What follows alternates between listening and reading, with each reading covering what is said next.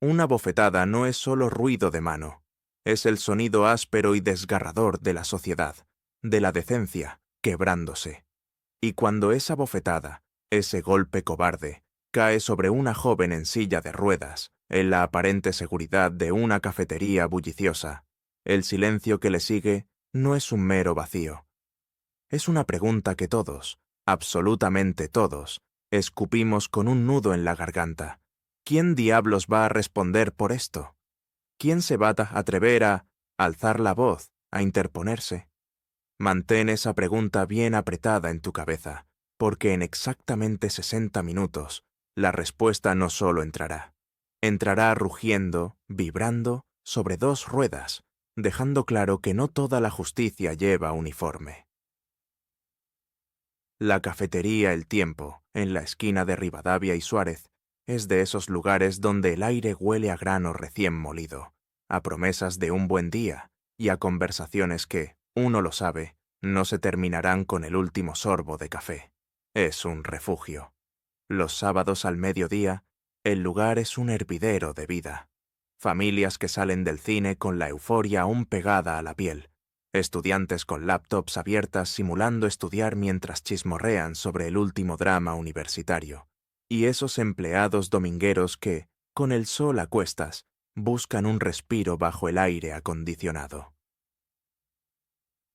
Hoy, sin embargo, la rutina, esa bendita rutina que nos da seguridad, se rompe con un estruendo seco. El sonido de un plato que se estrella contra el piso, haciendo añicos no solo la cerámica, sino también la paz del ambiente.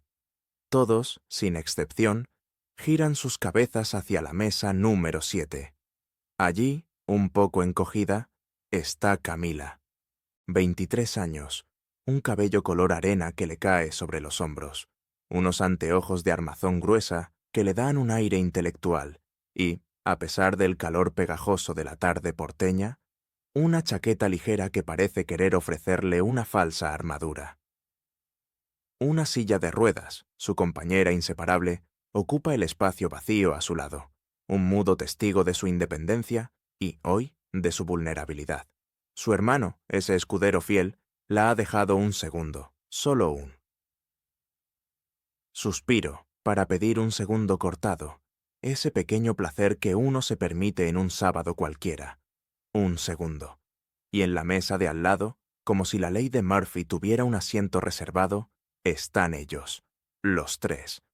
Se autodenominan los jefes del barrio, un título pomposo que nadie les ha otorgado, porque, seamos sinceros, no hay barrio que los reclame con orgullo. Gastón, el más alto, el que se cree el líder natural, lleva la voz cantante, una voz que parece nacida para el matonismo. Leo, el de la gorra ladeada, ese que parece no tener ideas propias, repite como un loro todo lo que Gastón dice, como si su existencia dependiera de ser un eco. Y Tommy, el más bajito, el que compensa su estatura con una risa estridente y hueca, ríe cuando los otros ríen, un autómata de la burla. Tienen el ego escrito en mayúsculas gigantes, tan grandes que ocupan todo el espacio de su nula empatía, que yace en un silencio sepulcral. Camila, por un instinto de supervivencia, decide ignorarlos. No los mira, intenta fundirse con el fondo de la cafetería, con el zumbido de las conversaciones ajenas. Pero ellos, los depredadores de la mesa de al lado, la observan. No la ven a ella, Camila, la estudiante, la hermana, la artista.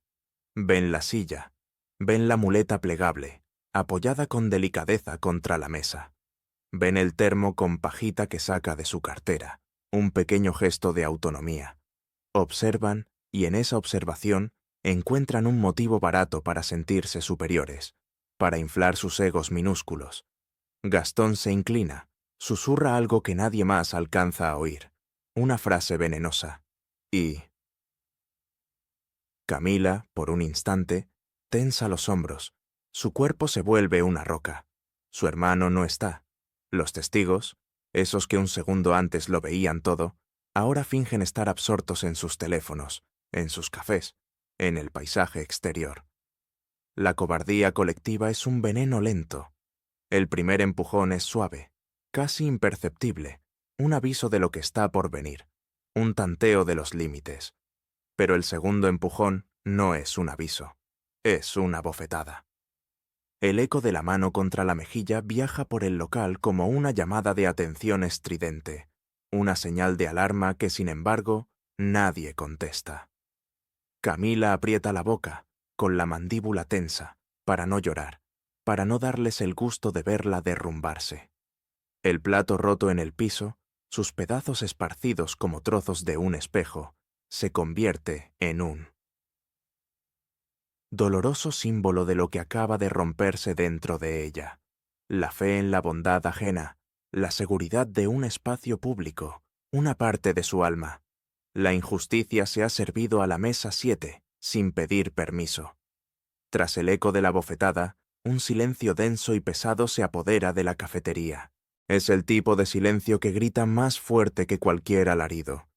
Los empleados detrás del mostrador, antes ágiles y sonrientes, se congelan en sus gestos. Uno, con la mano extendida, toma el teléfono, pero su dedo, tembloroso, no llega a marcar los números de la emergencia. Miedo. Un miedo helado que se propaga como una enfermedad contagiosa. ¿Y si después me buscan a mí? ¿Y si la policía tarda y ellos se quedan con mi cara, con mi dirección? ¿Y si? La cuenta del miedo es rápida. Se calcula en fracciones de segundo y se paga, invariablemente, con la impunidad del agresor. Es un peaje que la sociedad, a menudo, parece dispuesta a abonar. Los tres matones, con una arrogancia que da escalofríos, se sientan de nuevo como si nada hubiera pasado. Como si la bofetada, el plato roto, el llanto contenido de Camila, fueran parte del decorado. Piden 2 cervezas bien frías y un café con leche. Gastón, con una sonrisa de suficiencia, se dirige al mozo, que los atiende con la mirada baja. No queremos problemas, amigo. Solo queremos que la minusválida aprenda a no mirar de forma rara. La palabra minusválida cae como un puñal afilado, no solo sobre Camila, sino sobre la conciencia de todos los presentes. Una palabra cargada de desprecio, de una crueldad que va más allá del golpe. Físico. Camila, con una fuerza interior que solo ella conocía, controla el temblor que amenaza con sacudirle el cuerpo. Respira hondo, un aliento que parece querer disolver el dolor. Se limpia una lágrima solitaria con el dorso de la mano, una lágrima furtiva que se niega a ser vista. Y espera a su hermano, a su protector, a que el mundo, de alguna manera, vuelva a tener sentido. El reloj de pared, un viejo péndulo que solía marcar el ritmo amable de las mañanas, ahora parece burlarse de ella. Marca las 13:04, apenas un minuto después de la bofetada, pero ese minuto se siente como una eternidad. El tiempo se vuelve espeso, denso, como si el mundo entero quisiera recordarle a Camila que los segundos pueden ser terriblemente largos, eternos, cuando no hay nadie, absolutamente. Nadie que se atreva a cortarlos. Es la falsa calma, el ojo del huracán, donde la injusticia se asienta y la esperanza parece diluirse en el aire. La tensión se masca, casi se puede tocar. Los clientes, antes charlatanes, ahora susurran, miran de reojo, susurran de nuevo. Algunos se levantan, pagan y se van, incapaces de soportar el peso de esa cobardía compartida. Otros se quedan, atrapados entre la indignación y el miedo, esperando algo, cualquier cosa, que rompa este insoportable impas. Afuera de la cafetería el tiempo, el sol de la tarde castiga la vereda con una furia implacable, horneando el asfalto. La fila de autos avanza despacio, con esa lentitud exasperante propia de las grandes ciudades. Un conductor, impaciente, cambia de carril con un brusco movimiento. Otro toca la bocina en un gesto de frustración. Son los sonidos cotidianos, la banda sonora de la indiferencia urbana, el telón de fondo de un mundo que sigue girando sin importar los dramas íntimos. Pero debajo de esos sonidos familiares, de ese murmullo constante de la ciudad, algo diferente empieza a emerger. Un gruñido grave, múltiple, sincronizado. Es un sonido que no pertenece al tráfico habitual, que no se confunde con el motor de un taxi o el de un colectivo. Es el sonido inconfundible de 7 motores, potentes y resonantes, que vienen del norte, dibujando una promesa en el aire caliente.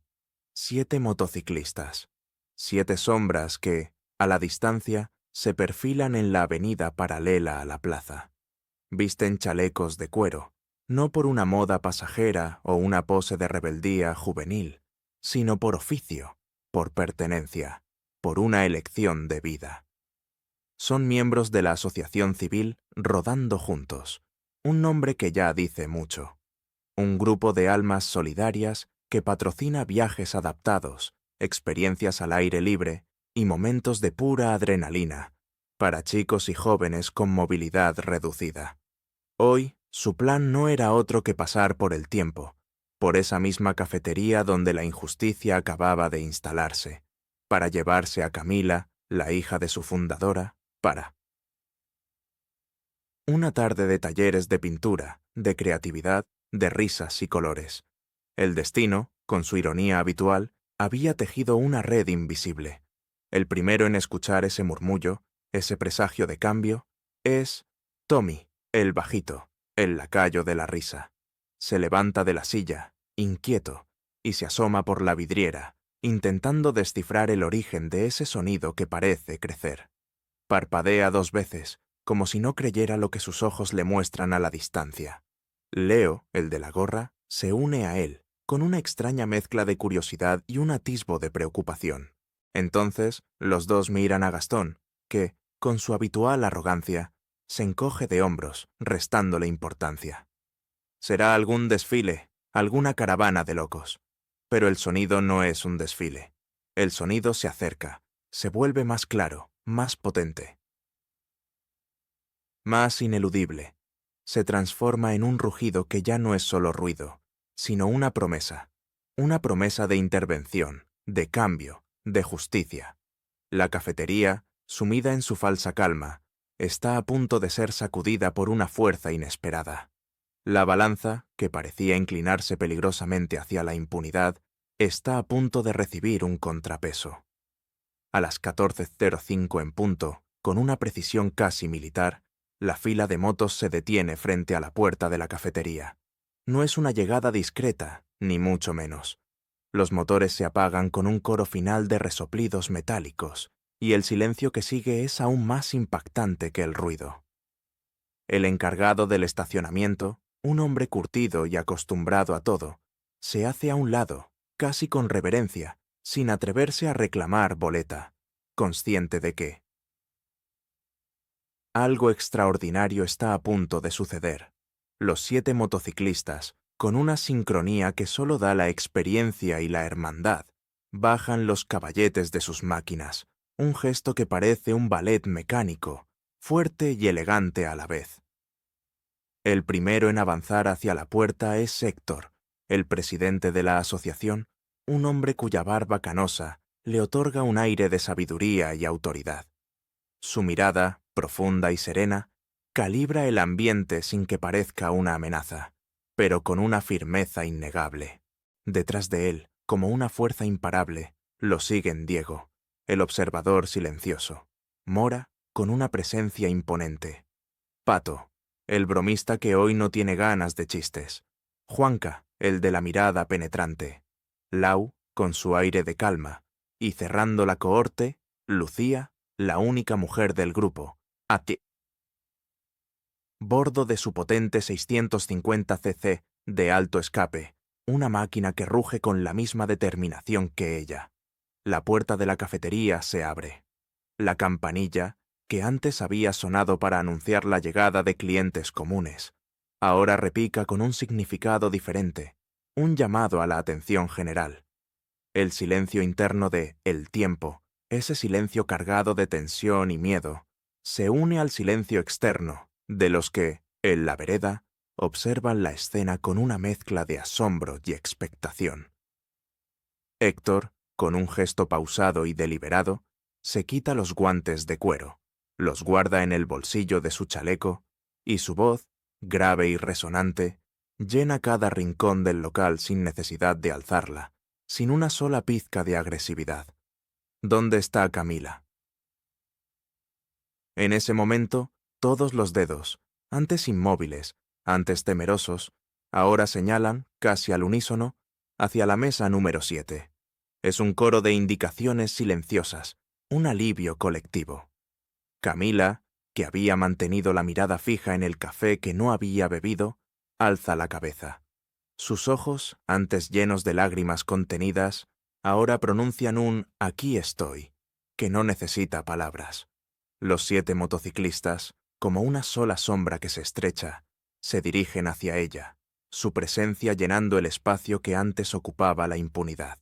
Los 3 matones, antes tan seguros de sí mismos, intentan no mirarlos, intentan disimular, pero el sudor frío que les resbala por la sien, el temblor apenas perceptible de sus manos, habla por ellos. La partida ha cambiado, y ellos lo saben. Héctor, con una calma que desarmaba, se planta justo frente a Gastón. No lo toca, ni siquiera lo roza, solo lo mide, de pies a cabeza, con una mirada que no era de juicio, sino de una autoridad innata que no necesitaba alardes. «Discúlpate con la dama», dice. La palabra «dama», en ese contexto de cafetería ruidosa y matones baratos, suena antigua, casi anacrónica. Pero en esa antigüedad, en esa elección de palabra, hay un código, una ética inquebrantable que, por más brutos que fueran, nadie se atrevía a discutir.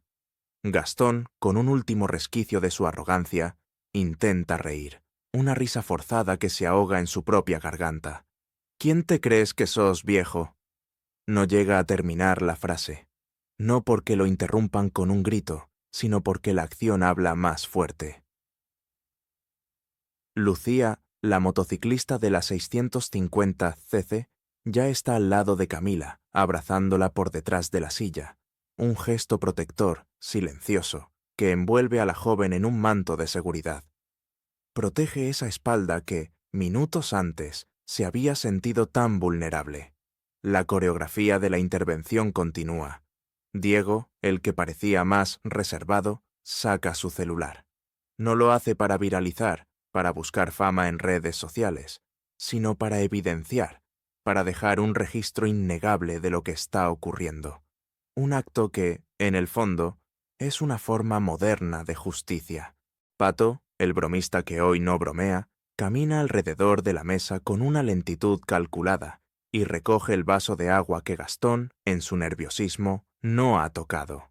Lo deposita en la bandeja de devolución, con un gesto que es una declaración. De principios. Vamos a dejar el local mejor de lo que lo encontramos.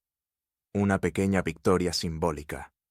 Juanca, con una mirada que no admite réplicas, se coloca detrás de Leo y lo invita, con un gesto apenas perceptible de sus cejas, a levantarse.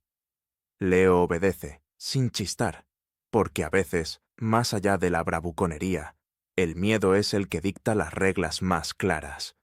Héctor repite, con la misma voz tranquila pero inquebrantable: «Discúlpate».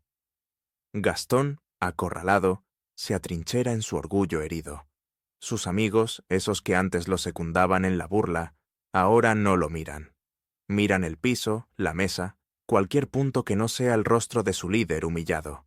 Entonces, Héctor baja la voz, no para suavizar el mensaje, sino para que solo ellos, los 3 matones, la escuchen, para que la advertencia cale hondo, de hombre a hombre. Mirá, yo no soy policía, y no vengo a hacer de juez, pero llevo 15 años trabajando con gente con discapacidad. Conozco sus luchas, sus dolores, sus silencios, y sé, con total certeza, que la próxima vez que la toques, la próxima vez que le pongas una mano encima, no será una mano lo que te toque a vos. Será la comunidad entera, será la ley, será la justicia que, a veces, tarda, pero llega. No es una amenaza vacía. Es un aviso, un presagio, una promesa de consecuencias. Gastón, con la mandíbula apretada, respira hondo. Es un respiro que suena a derrota, a un último intento de conservar una dignidad que ya ha perdido. Mira a Camila, que lo observa con una mezcla de desafío y cansancio. Luego, sus ojos se detienen en la silla de ruedas, ese objeto que, para él, había sido un símbolo de debilidad y que ahora se alzaba como un trono de resistencia. En ese instante, en ese breve lapso de tiempo, decide que no vale la pena medirse, que el costo de su soberbia es demasiado alto, demasiado evidente.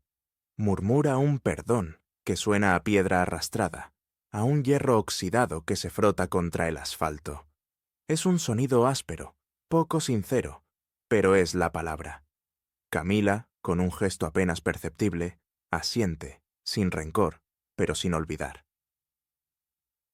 Lucía, que sigue a su lado, le acaricia el hombro, un gesto de consuelo y de victoria silenciosa. Leo y Tommy, lo seco y la risa, también piden perdón, uno tras otro, casi en fila, como quien paga un peaje inevitable para seguir adelante, para escapar de una situación que los ha superado. Héctor, satisfecho con la disculpa, pero sin un atisbo de triunfo en su rostro, se vuelve hacia el encargado de la cafetería. «¿Cuánto es el daño?», pregunta, su voz llena de pragmatismo. El encargado, que ha sido testigo mudo de toda la escena, calcula rápidamente. El plato roto, el café derramado, la bofetada al alma de Camila. No hay un precio para el dolor, pero sí para la reparación. «Nada que no se pague con $30», responde, con una voz que recupera un poco de su timbre habitual. Héctor. Saca la billetera sin dudar, sin un gesto de regateo, y deja el dinero sobre la barra. «Por la vajilla y por el susto», declara. Un gesto simple, un pago simbólico que, sin embargo, devuelve al local la normalidad que había perdido. No solo la material, sino la moral. La atmósfera, antes cargada de tensión, comienza a respirar de nuevo. Los clientes, que habían contenido la respiración, exhalan un suspiro colectivo de alivio. La lección se ha dado, y sus ecos resonarán mucho más allá de las paredes de El Tiempo. Con la tensión disipada, los 7 motociclistas se congregan alrededor de Camila, formando un círculo protector, un abrazo colectivo. Justo en ese momento, su hermano, que había estado en el baño ajeno a todo el drama, llega corriendo, con el rostro descompuesto, el pánico dibujado en sus ojos al ver la escena y los restos del plato. Se disculpa una y mil veces por no haber estado, por haberla dejado sola, con una culpa que le pesa en el alma. Pero Camila, con una sonrisa que le ilumina el rostro, le dice que no faltó a nada importante, que, a veces, la justicia, esa esquiva dama, llega en formación, cuando menos te lo esperas, y no necesita de un solo héroe, sino de una comunidad entera. Héctor, con un gesto amable, le ofrece su abrigo de cuero, un símbolo de protección. Camila lo toca, siente la textura rugosa, y se ríe, una risa genuina que borra el dolor. «Me queda grande, Héctor». Y en ese instante, todos se ríen, una carcajada liberadora que rompe el último vestigio de la tensión. El miedo, ese compañero indeseado, se transforma en una catarsis colectiva, una purga de las emociones contenidas. El encargado de la cafetería, conmovido por la escena y por la restauración de la dignidad de su local, decide que el café de esa tarde es por cuenta de la casa. Un pequeño gesto, pero cargado de significado. Los clientes, que habían sido testigos mudos de la injusticia y de la intervención, aplauden. No aplauden solo por los motociclistas, por su acción heroica. Aplauden porque la vergüenza, esa sensación pegajosa que había invadido el ambiente, se ha transformado en esperanza, en la certeza de que la comunidad, cuando quiere, puede ser un faro. Camila, en un giro inesperado, firma un autógrafo para una nena que se le acerca con un cuaderno escolar, con los ojos llenos de admiración. ¿Eres famosa?, pregunta la niña, con la inocencia de quien no entiende la complejidad de la situación. Hoy lo fui, responde Camila, con una sabiduría que va más allá de sus años. Pero mañana seremos todos, famosos por no callar, por no mirar a otro lado. Es la reivindicación, no solo de Camila, sino de la idea de que la bondad y la valentía pueden y deben prevalecer. Los motociclistas de Rodando Juntos no pegaron a nadie, no rompieron nada. Su fuerza no residió en la violencia física, sino en una presencia imponente, en una autoridad moral que desarmó a los agresores. Su violencia, si se le puede llamar así, fue la indiferencia revertida, la decisión de no mirar a otro lado, de interponerse entre la injusticia y la víctima. Gastón, Leo y Tommy se retiraron con el rabo entre las piernas, con el orgullo hecho trizas, pero también con una historia que contar, una lección grabada a fuego en su memoria, una historia en la que su bravuconería les quedó grande, ridículamente grande. Y aquí viene la parte que, quizás, más nos interpela.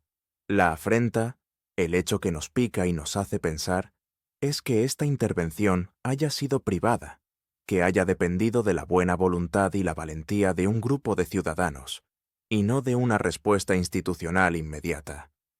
¿Dónde estaba la policía? ¿Por qué los empleados no llamaron de inmediato? ¿Por qué la gente no reaccionó antes? Nos duele reconocer que, a veces, las instituciones llegan tarde, lamentablemente, tarde.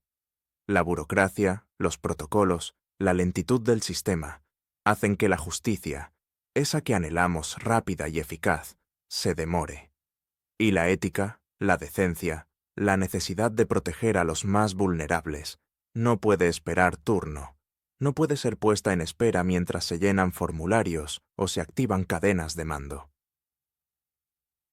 Lo ideal, claro, sería que la policía hubiese estado en 5 minutos, que la fiscalía hubiese actuado en 10, que la escuela hubiese educado en 14 años para que estos matones nunca hubieran existido. Pero mientras ese ideal no llega, mientras la sociedad no alcanza esa madurez cívica, hay gente que, con sus propias manos y su propia convicción, paga el café de los otros, exige disculpas y restablece un orden moral. Esta historia nos obliga a reflexionar sobre el llamado efecto espectador, esa parálisis colectiva que a menudo nos impide actuar ante la injusticia. ¿Cuántas veces hemos sido testigos de algo que nos indigna y hemos preferido mirar hacia otro lado, justificando nuestra inacción con el miedo, la prisa o la creencia de que alguien más lo hará? La intervención de los motociclistas no fue solo un acto de valentía, fue una bofetada a esa complacencia, un recordatorio de que la responsabilidad social es un músculo que debemos ejercitar. Nos enseña que la fuerza no siempre reside en la ley escrita o en el poder establecido, sino en la capacidad de una comunidad de proteger a sus miembros, de levantar la voz cuando otros quieren silenciarla. Es un llamado a la acción, a no subestimar el poder de la presencia, de la solidaridad, de la simple decencia humana. Las semanas siguientes a aquel sábado de revuelo, la cafetería El Tiempo no volvió a ser la misma, y no solo por el recuerdo latente. Un día, sin previo aviso, apareció una rampa en la entrada. No por obligación municipal, no por una nueva normativa, sino porque alguien, quizás el encargado, quizás uno de los clientes que aplaudió, recordó que la dignidad, la inclusión, también entra por la puerta correcta, sin barreras, sin obstáculos. Camila volvió, como lo hacía cada sábado, con sus pinceles y su hermano, a pintar sus sueños y a tomar su café. Y los motociclistas, fieles a su palabra, los esperaban afuera para la próxima salida cultural, para el próximo taller, para la próxima aventura sobre ruedas. La cafetería, de alguna manera, se había transformado en un símbolo de lo que la comunidad puede lograr cuando decide no ser cómplice del silencio. Gastón, el líder de los matones, se acercó una tarde, solo, sin Leo, sin Tommy, sin la armadura de su falsa manada. Pidió hablar con Camila, con la cabeza gacha, con una humildad que no le conocíamos. Le ofreció disculpas formales, sentidas esta vez, y con un gesto de verdadera contrición, la invitó a un café. Camila aceptó el café, un acto de madurez y de paz. Pero no aceptó la invitación a olvidar, porque perdonar, lo sabemos, no es borrar, es entender, es seguir adelante, pero sin renunciar a la memoria de lo vivido. Gastón se fue de allí con una lección que no cabe en libros, que no se aprende en la escuela, sino en el golpe de realidad. El mundo tiene frenos que no se ven, frenos morales, éticos, que se activan de golpe, sin previo aviso, cuando el abuso pasa de la línea roja, cuando la decencia se rompe en pedazos, y a veces esos frenos llegan rugiendo sobre dos ruedas, recordándonos que la humanidad, a pesar de todo, siempre busca su camino.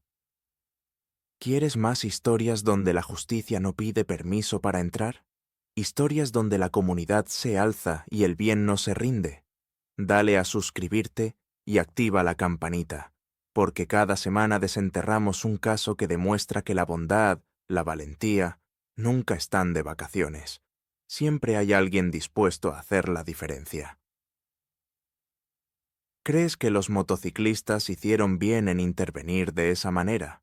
¿O deberían haber esperado a la policía, a las autoridades? ¿Es la justicia por mano propia una solución o un riesgo? Déjame tu opinión aquí abajo. Prometo leer todas y debatir contigo sin bofetadas, solo con ideas. La próxima vez que escuches un motor acercarse, un rugido en la distancia, detente un segundo. Quizá no sea solo ruido, no sea solo tráfico. Puede ser la respuesta a la pregunta que nadie se atrevió a hacer, la solución que nadie se atrevió a buscar. Y si alguna vez te encuentras del otro lado de la bofetada, si eres tú quien la propina o quien la recibe en silencio, recuerda esto. El eco de la mano que golpea siempre, siempre, vuelve como un puño de comunidad, como una fuerza colectiva que no se detiene. Comparte esta historia si piensas que la justicia, aunque tarde una hora en llegar, aunque a veces sea ruidosa y poco convencional, merece siempre un café caliente y un lugar en nuestra memoria.